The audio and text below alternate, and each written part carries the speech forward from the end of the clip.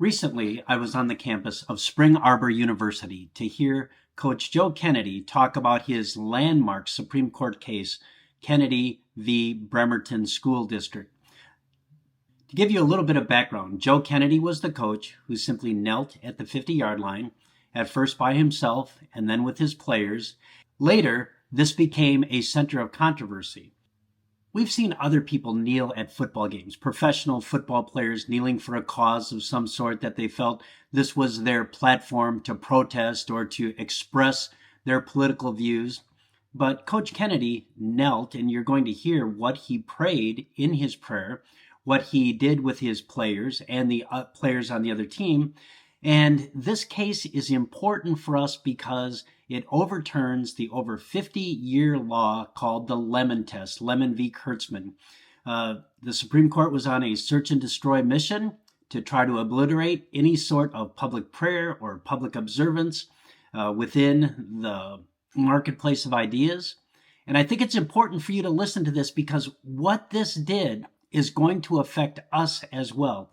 This is a landmark case. This is a case that gives us and restores to us the religious freedoms that our founding fathers intended for us to have without the Supreme Court inserting themselves in the public marketplace, in the private religious convictions of an individual, and determining what they can do with their faith and where they can express their faith. So as you listen to Coach Kennedy, I want you to realize he's the tip of the spear for us. I would ask you to give your full attention to what he has to say. I've edited his remarks. He spoke for over 45 minutes. And I just want us to realize that we are getting wins. We are getting victories. We have to look for them, though, now and then. So thank you for your attention. And this affects all of us. That's why I feel like it's important for us to share this on our MACS Schoolcast. Thank you for your attention.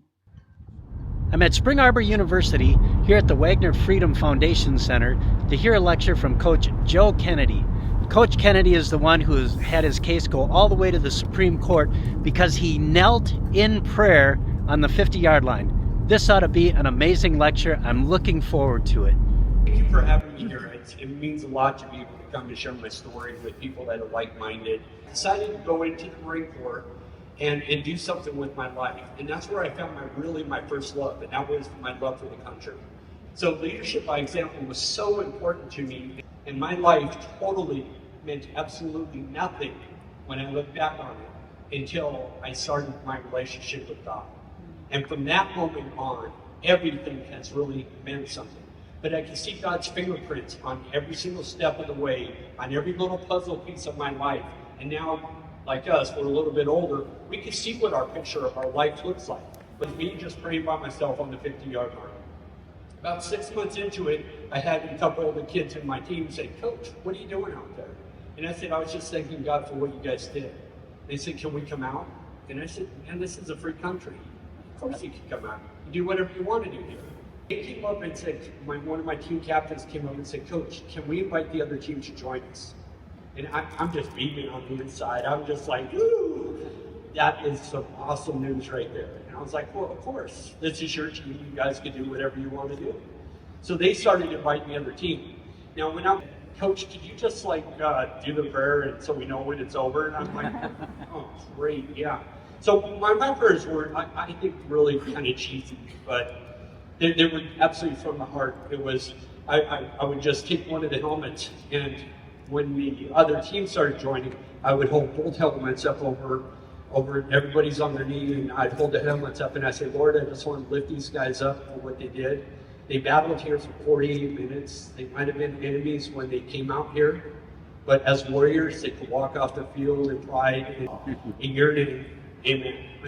I mean, it was so quick, a 30-second prayer, because I don't have the right words. I'm not a preaching guy. I don't know what to say. So my prayers were really simple. They want you to stop praying with the kids. And I'm like, "You gotta be kidding me." So I went into negotiations with the school, talking to the superintendent, who's a very good friend of mine. And we sat down trying to figure out how do we navigate this. And he said, "Well, I think if you just stop praying with the team, everything will be fine." And I said, "Well, that's unfortunate because that was a cool thing." That's what started all this, was a compliment. Somebody, when when I knew I was in trouble and being fired, then it really came down to I needed to be motivated by, number one, by God. Because I got up in the morning and I had to look to him because my life seemed like it completely fell apart. I just lost my entire football team, everything I've worked for the past 8 years. We're right in the middle of the season. I have guys that are graduating. I would be the guy that would be standing out there with them on senior night because their parents didn't show up. So these kids were my kids, and that hurt. So every day I wanted to get up. I wanted to set an example for them, put on that brave face. And I started out with God, and I really pressed into God and my family. And definitely, I felt the prayers of everybody in America the whole entire time. It was crazy hot Friday.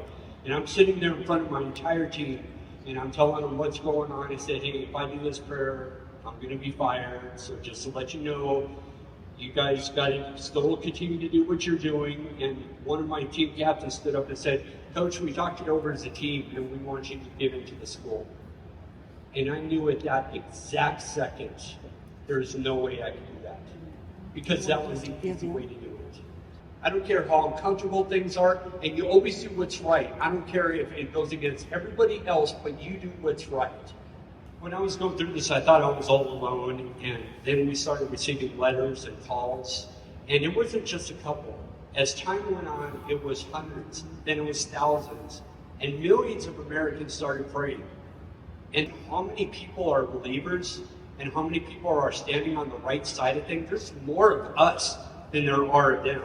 It might be a really loud voice, but that is a small, small minority.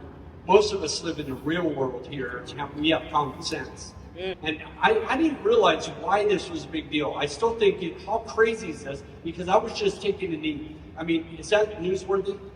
Is that something that needs to go to the court systems for 8 years? To go to the United States Supreme Court? I was sitting there in Plano, Texas with my lawyers looking at the computer, and it's the first one that pops up the very next week.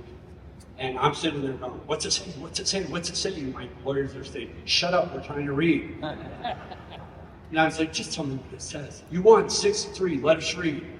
And we kind of, after we read the gist of it, we all gave each other a high five, and then we went directly into the news. They had a studio there. We did 87 interviews in 3 days after that.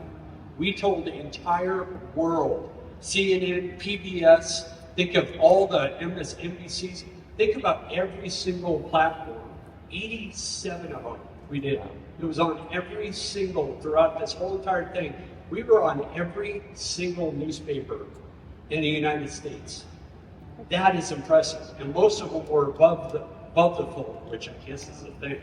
But even on the Wall Street Journal, and our Sports Illustrated picked this up. I was on the cover of Sports Illustrated. That's the only reason my son knew something was going on, because that's his form of news. But it was amazing the power that had. And man, God, he's so faithful.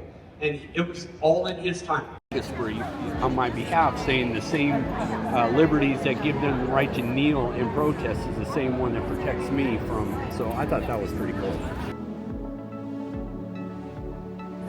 Would you do it again? Absolutely, without a shadow of a doubt. And that's what motivates you. Absolutely, hands down. Knowing I did the right thing, something as simple as just doing the right thing and saying no more of this nonsense and standing up for what's right.